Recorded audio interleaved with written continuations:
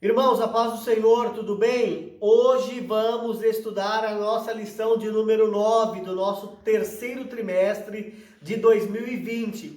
E a lição de hoje, ela vem nos alertando para quanto ao uso das armas contra as oposições enfrentadas na obra de Deus.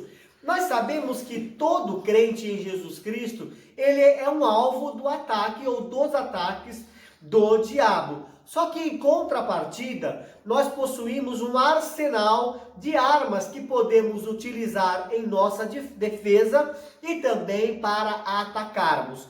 Mas não basta a gente ter um arsenal. Tem que saber usar essas armas que estão à nossa disposição e realmente usá-la.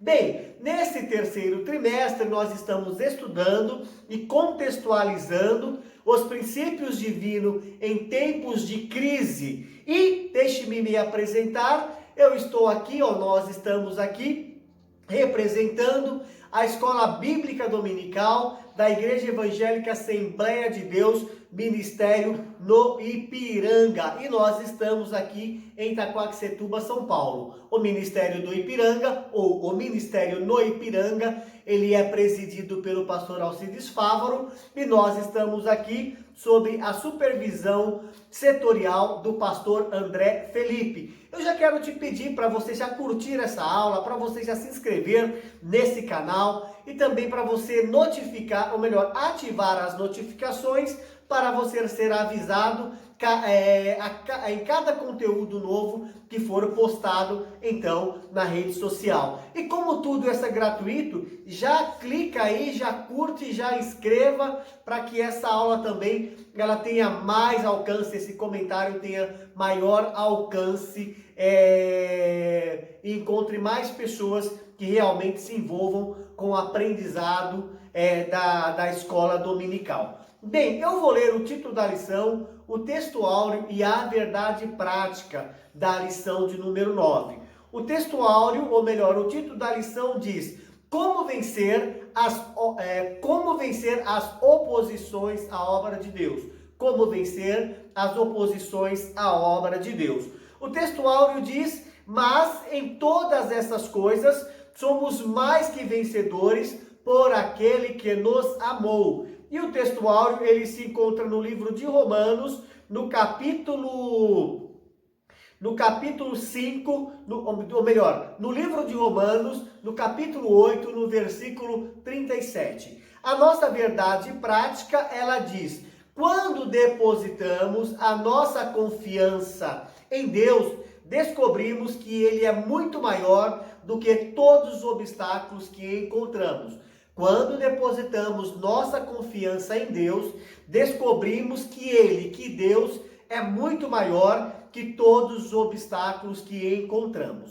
Bem, a nossa leitura bíblica que dá base para a lição de hoje, ela se encontra no livro de Neemias, no capítulo 4, do versículo 8 ao versículo 20, e também no livro de 1 João, no capítulo 4, versículo 4, e também no capítulo 5 e versículo 5 de 1 João. Bem, na lição de hoje, nós vamos destacar as medidas adotadas por Neemias a fim de vencer as oposições à realização da obra de Deus. E também a lição vem nos ensinando que jamais devemos permitir que alguma coisa venha abalar a nossa fé, porque sem fé é impossível agradar a Deus.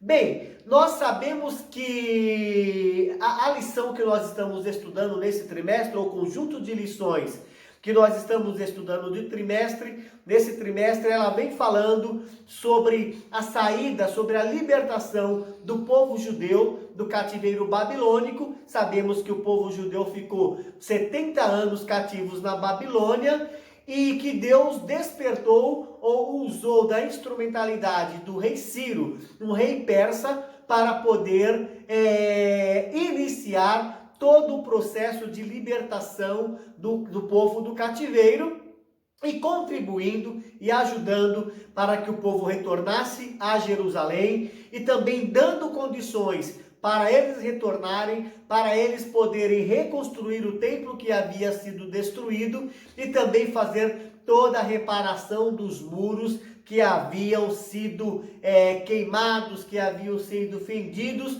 e que estava em ruína na cidade de Jerusalém. Bem, para a gente poder trabalhar o conteúdo dessa lição, ela está dividida em 3 tópicos. O primeiro tópico é qual é a procedência dos ataques, porque quando Neemias, ou melhor, quando todo o povo, não apenas Neemias, desde quando Zorobabel, ele estava à frente da construção, juntamente com o sacerdote, o sumo sacerdote Josué, lá em Jerusalém, a obra de Deus, esta obra de fazer toda a reconstrução, de fazer toda a restauração, sempre sofreu ataques. E quando Neemias foi também fazer a sua parte, após ele saber, tomar conhecimento de como estava a situação de Jerusalém, ele foi até Jerusalém com autorização do rei e mesmo assim com ele não foi diferente. E essa lição ela vai nos basear em 3 tópicos, nos informando qual a procedência realmente, qual a procedência desses ataques. E no tópico 2 vai falar que o inimigo procura atingir a nossa fé. E o tópico 3, qual o segredo da vitória de Neemias e dos judeus. Bem, no tópico que fala qual a procedência desses ataques, o primeiro item vai dizer que a Bíblia revela a verdadeira força por trás desses ataques. Ela diz, a Bíblia, não temos que lutar contra carne e sangue, mas sim contra os principados, contra as potestades, contra os príncipes das trevas desse século, contra as hostes espirituais nos lugares celestiais. Isso segundo Efésios capítulo 6, versículo 12. Portanto, a nossa luta, antes de tudo, ela é uma luta espiritual. Os inimigos são, os inimigos visíveis, as pessoas que nós vemos que às vezes se opõem à obra de Deus, eles são meramente instrumentos dos demônios, os quais nos atacam. Mas por trás das ações das pessoas existem a influência do inimigo de nossas almas. Porque o que acontece? Desde que Lúcifer caiu em pecado, segundo a exposição da nossa lição, desde que Lúcifer caiu em pecado no céu e foi expulso de lá, ele tem sido adversário de Deus e de sua obra. Os irmãos bem conhecem, em 1 Pedro capítulo 5, versículo 8, a palavra de Deus vai dizer: sede sóbrios, vigiai, porque o diabo, o vosso adversário, anda em derredor, bramando como um leão, buscando a quem possa tragar. Então aqui nós entendemos que o ataque à obra de Deus, ele realmente advém de forças espirituais da maldade lutando contra os avanços da obra de Deus. Mas o mais importante, se falando da igreja, é a declaração de Jesus Cristo quando disse que as portas do inferno não se prevaleceriam contra a igreja. E qual é a orientação da Bíblia diante desta luta? Quando a gente lê Efésios capítulo 6, versículo 13, a Bíblia diz: portanto, tomai toda a armadura de Deus. Então, o cristão, para poder enfrentar as adversidades do adversário de nossas almas, ele tem que tomar toda a armadura, fazer o uso de toda a armadura de Deus. Quando a gente ler em Efésios capítulo 6, versículo 13, nós vamos ver a Bíblia fazendo uma comparação das armaduras ou da armadura de um soldado romano onde a Bíblia fala de couraça da justiça, ter os pés preparados na preparação do Evangelho, usar o escudo da fé, usar o capacete da salvação, a espada do Espírito. Enfim, a Bíblia diz: tomai toda a armadura de Deus, para que possais resistir no dia mau e, havendo feito tudo, ficar firmes. Então, o que acontece? É nós nos revestirmos de todos os cuidados, de todo o ensino da palavra de Deus, colocar a palavra de Deus no nosso coração, colocar a palavra de Deus na nossa mente, para que verdadeiramente estejamos protegidos. Então nós vimos assim que a Bíblia ela não nos aconselha a fugir de uma luta, mas a Bíblia nos orienta a ficar firmes, a Bíblia nos orienta a resistirmos e vencer. Quando a gente lê a palavra de Deus no livro de Tiago, no capítulo 4, no versículo 7, a recomendação de Tiago, inspirado por Deus, é: sujeitai-vos, pois, a Deus, resisti o diabo e ele fugirá de vós. Então o segredo é a gente estar revestido com toda a armadura de Deus, estarmos verdadeiramente sujeitos a Deus, resistir o inimigo de nossas almas, resistir o diabo até que ele afaste de nós. Porque o que acontece? Nessa luta contra o mundo invisível, a arma mais eficaz é a fé. Nós temos que acreditar que Deus está do nosso lado, que Deus está pronto para pelejar a favor da minha vida, a favor da sua vida, a favor do seu povo, a favor da obra dele. A Bíblia diz que quem é que o vence o mundo, senão aquele que crer que Jesus Cristo é o Filho de Deus. Então nós vencemos nessa luta invisível contra o mal, nós vencemos mediante a fé. E nessa luta, as armas devem ser espirituais. Quando eu estava dizendo que nós temos um arsenal à nossa disposição e temos que saber usá-lo e usá-lo, não estamos dizendo de armas materiais, não estamos dizendo de armas físicas, mas nessa luta as armas que nós temos que usar são armas espirituais. Só as armas espirituais atingem e alcançam os reais inimigos da obra de Deus, que nesse caso são os demônios. E a nossa leitura diz que as armas carnais só prejudicam, pois muitas vezes levam-nos a dar lugar ao inimigo. E por falar em armas espirituais, no livro de 2 Coríntios, capítulo 10, versículo 4, a Bíblia diz: porque as armas da nossa milícia não são carnais, mas sim poderosas em Deus para a destruição das fortalezas. Então, o que nós podemos usar como armas? Eu estou sem um quadro, eu tenho o costume de anotar, eu até gostaria de anotar essas armas, mas guarde na sua mente.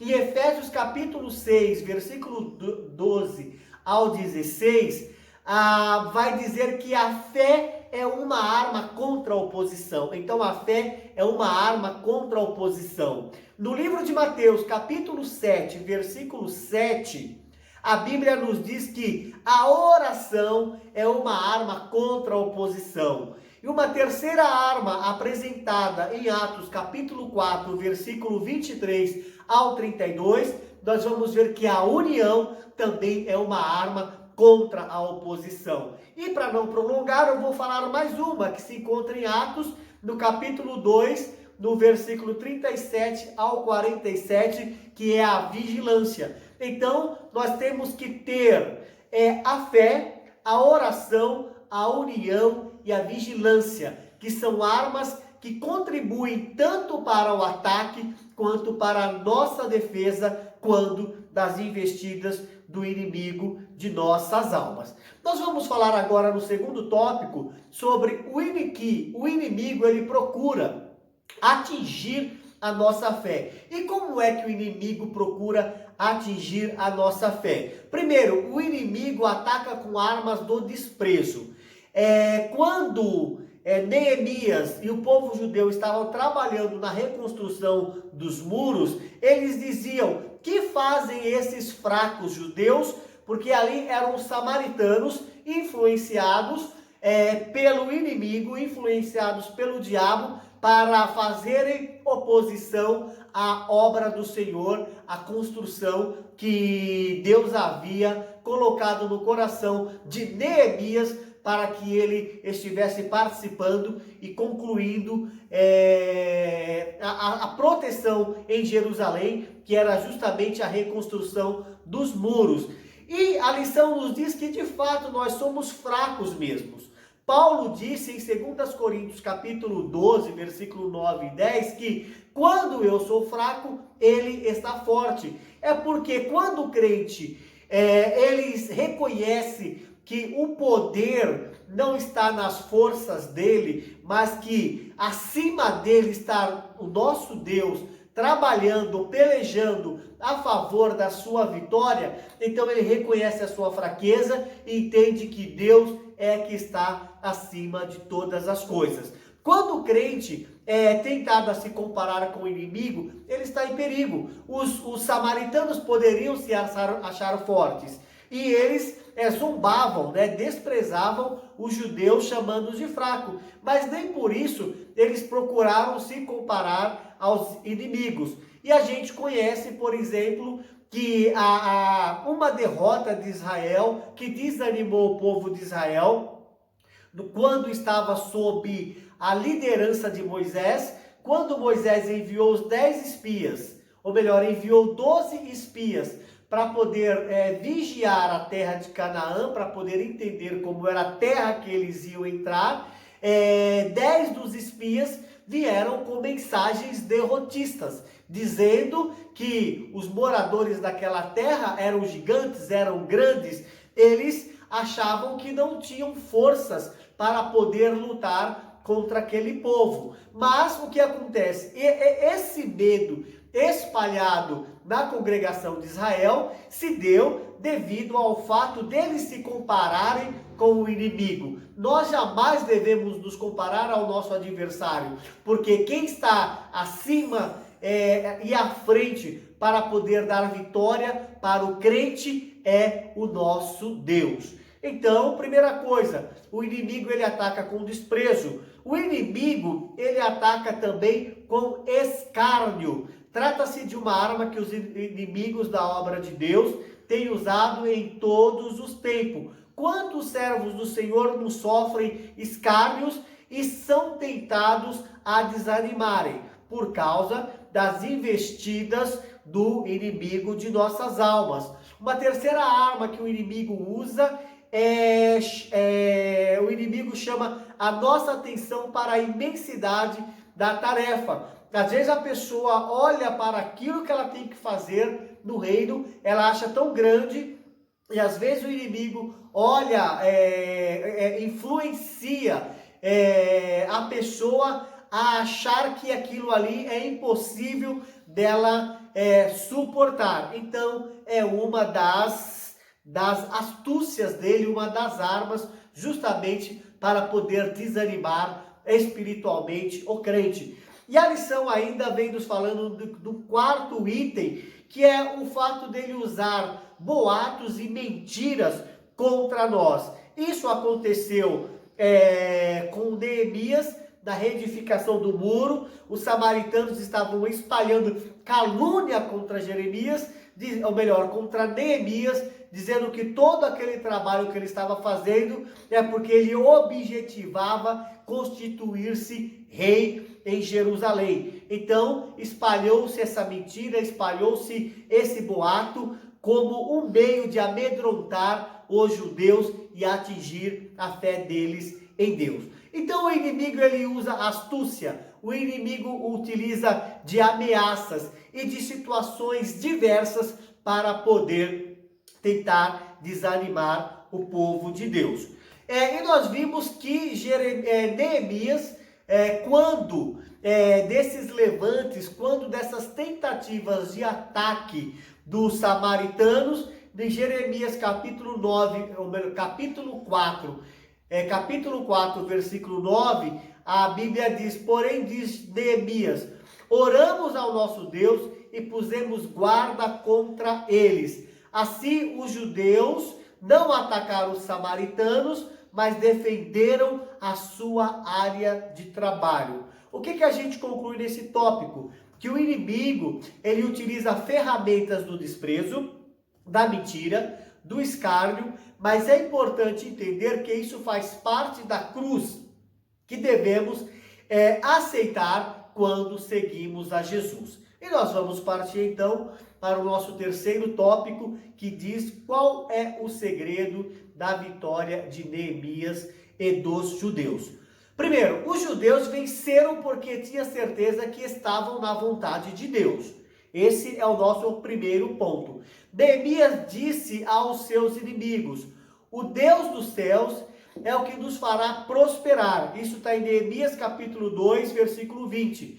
Neemias sabia que o Senhor o havia enviado a Jerusalém e que pelejava por eles. Então ele estava na direção de Deus, ele estava sob a vontade de Deus. Essa certeza, quando nós temos certeza que nós estamos sob a vontade de Deus, que nós estamos sob a direção de Deus, a certeza nos guarda de precipitações e de falarmos palavras impensadas. Podemos assim, quando estamos na direção do Senhor, de Deus, governar então o nosso espírito. Quando a gente lê Provérbios capítulo 29, versículo 20, a Bíblia diz: tem visto um homem precipitado no falar?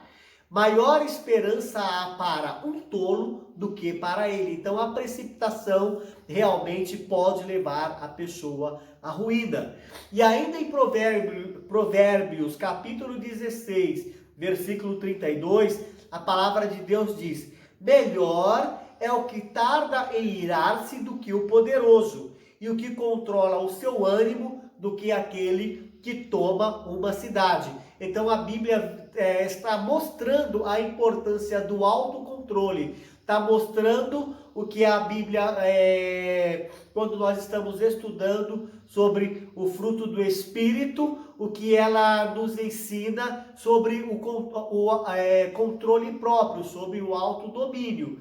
E então essa era a condição de Neemias. Ele não se exasperou, ele não se precipitou, ele apenas, sabendo que estava na direção de Deus, manteve-se o autocontrole.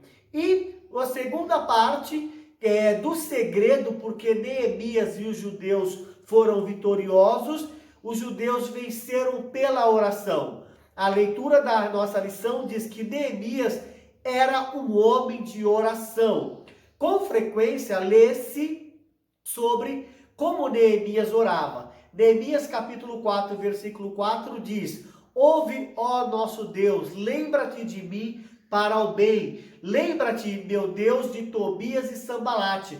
Então ele estava apresentando em oração os seus inimigos a Deus. E aquele que ora e coloca as suas dificuldades diante do Senhor, que quer e pode resolvê-las. A expressão na nossa leitura da revista é: aquele que ora, coloca a sua dificuldade diante do Senhor, que quer e pode resolver. Então, a melhor coisa que nós podemos fazer diante das oposições, diante das adversidades, diante de nossas dificuldades, é colocá-las diante do Senhor. Porque nós estamos vendo aqui na afirmação do nosso comentarista que Deus quer resolver os nossos problemas. Até existe um hino, né? Deus resolve os seus problemas. Então ele quer e pode resolver. E o mesmo Deus que nos exortou a orar, também prometeu nos responder às orações. Quando a gente lê Jó no capítulo 22, versículo 27, nós vemos que orarás a ele e ele te ouvirás. Mateus capítulo 7, versículo 7, nós ouvimos do próprio Jesus Cristo pela sua palavra dizendo: pedi e dar-se-vos-á, buscai e encontrareis, bateis e abrireis a porta. Nós estamos vendo então a importância da oração. E a Bíblia continua, Jesus Cristo continua, porque aquele que pede recebe, e o que busca encontra, e o que bate abre-se-á. Vamos aqui para o nosso terceiro item dentro desse tópico, que diz que nós devemos também orar. Não só Neemias orou, Jesus Cristo orou, Jó orou. Não, nós também devemos orar. E hoje, melhor ainda, em 1 Tessalonicenses, no capítulo 5, no versículo 17, a Bíblia diz: orai sem cessar. Você vai me perguntar: Josué, como é que eu vou orar sem cessar? Será que eu tenho que estar o tempo todo de joelho? Será que eu tenho que estar o tempo todo participando dos encontros de orações? Não, não é dessa forma. A Bíblia diz: orai sem cessar, porque nós podemos orar a todo tempo. Nós sabemos que a oração é falar com Deus. Então nós podemos falar com Deus em todos os momentos. Quando a gente lê Salmos de número 139, o salmista vai declarar, inspirado por Deus, que antes que nós falemos aquilo que nós pensamos, Deus já sabia o que haveria de ser dito. Então nós podemos dirigir as nossas orações, as nossas súplicas a Deus, sem ter que sequer abrir a nossa boca ou mover os nossos lábios, porque nós temos uma comunicação direta com o Senhor através de nossos pensamentos. E a Bíblia diz mais, em Colossenses capítulo 4, versículo 2, a oração, a recomendação da palavra de Deus é a gente perseverar em oração. Perseverar em oração, está orando constantemente. Mas o que é perseverança em oração? Veja que importante. Primeira coisa, perseverança na oração é impedir que alguma coisa nos estorve a orar, encontrando-nos apenas na oração. É uma espécie de nós podermos nos resguardar de interferências naquele momento em que nós estamos orando. Isso é perseverar em oração. Perseverar para que nada nos interrompa daquele momento em que nós estamos falando com Deus. A nossa leitura da nossa lição diz: precisamos de uma espécie de autodisciplina ou de controle sobre nós próprios. Às vezes queremos falar com Deus, quando começamos a orar, aparecem muitos obstáculos, mas nós devemos ser vitoriosos, ou seja, estar com o nosso foco, com nossos pensamentos voltados à comunicação com o nosso Deus. Isso é perseverar em oração. O que mais é perseverar em oração? É persistir em orar. Ainda que o diabo procure tornar pesada e difícil a oração, nós temos que persistir em orar.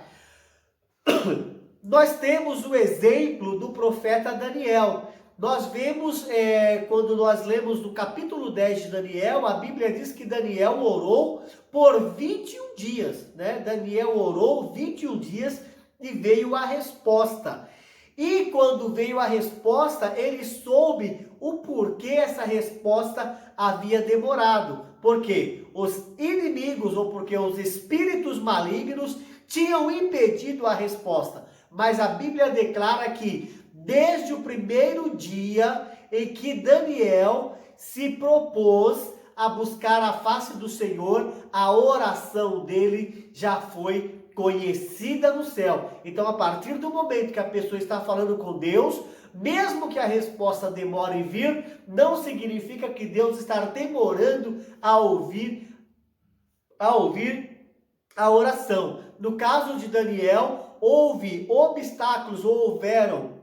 obstáculos que estavam impedindo, no caso, eram espíritos malignos que estavam impedindo que o anjo trouxesse a resposta para Daniel. E também perseverar em oração é orar até que venha a resposta. Devemos orar até que venha a resposta. Vejamos bem, Jesus ele orou 3 vezes sobre a mesma coisa. né? Quando ele estava no Getsêmani, ele foi com seus discípulos. A Bíblia diz que uns discípulos ficaram numa parte e outras em outro, e ele foi além orar. E a Bíblia diz da primeira, da segunda e da terceira oração de Jesus Cristo, em Mateus capítulo 26, versículo 24, que ele, na oração, dizia as mesmas palavras.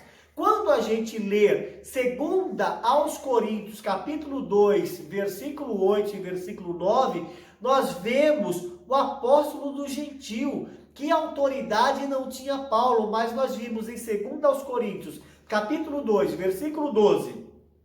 2 aos Coríntios, capítulo 12, versículo 8 e 9, que Paulo também orou 3 vezes até que Deus lhe respondeu. E nós vemos aqui também um profeta, que ele não orou uma, não orou duas, não orou 3, não orou 4, não orou 5, ele orou 7 vezes para que chovesse, até que choveu. Nós estamos falando do profeta Elias. Em 1 Reis, capítulo 18, Elias fez 7 vezes uma oração, até que a resposta viesse, e ele estava pedindo para que chovesse. E por último, para falar sobre o que é perseverar na oração. Perseverar na oração é uma prova de que o espírito de oração opera em nós. Nós perseveramos porque o Espírito de Deus está nos dando forças para podermos estar clamando ao Senhor. A Bíblia diz, e nós entendemos, que o Espírito Santo ora em nós enquanto trabalhamos, enquanto nos ocupamos de tarefas diárias. Não significa que o Espírito Santo se distanciou da gente. Embora nós estamos ocupados, ele está dentro de nós e mantendo uma comunhão constante no céu. O Espírito Santo não se preocupa acerca da posição de nosso corpo. E isso é muito importante.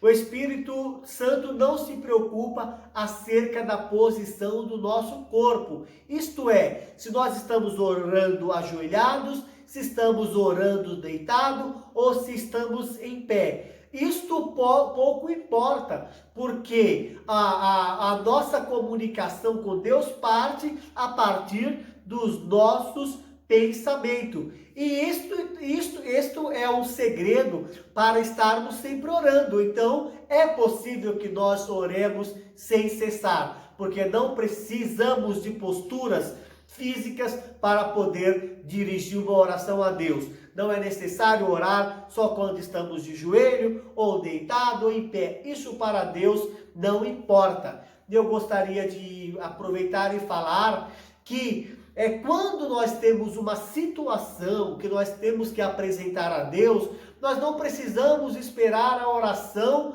da segunda-feira à noite, não precisamos esperar o momento de oração do círculo de oração tal dia. Nós podemos falar com Deus a qualquer momento, em qualquer lugar. E uma coisa importante, existem agora aqui, eu quero dizer, como se fosse uma crítica da minha parte pessoal, onde algumas pessoas falam que se orarmos mais que uma vez a Deus, isso é falta de fé. Isso aqui é um equívoco para as pessoas que pensam desse jeito, porque nós vimos aqui Jesus Cristo repetindo a mesma oração 3 vezes, nós vimos o apóstolo Paulo orando várias vezes, nós vimos o profeta Elias, olha só, o profeta Elias, que quando clamava para Deus fazer cair fogo do céu, nós vimos no embate com os profetas de Baal, naquele momento caiu ali fogo do céu.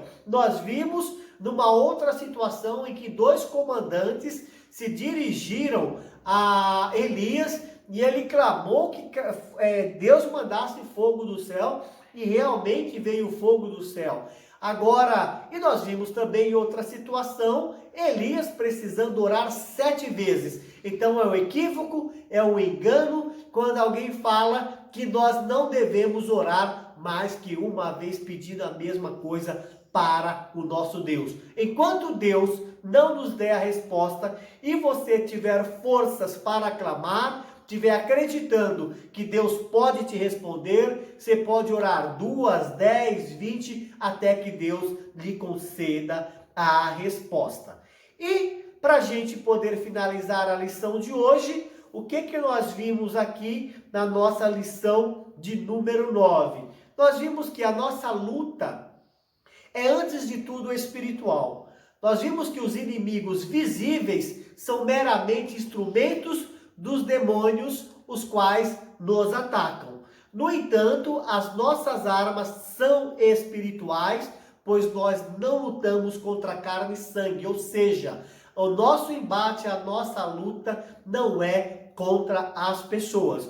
Nós vimos no decorrer da nossa lição que o inimigo, ele utiliza as ferramentas do desprezo, da mentira, do escárnio, mas é importante entender que isso faz parte da cruz que devemos aceitar quando seguimos a Jesus.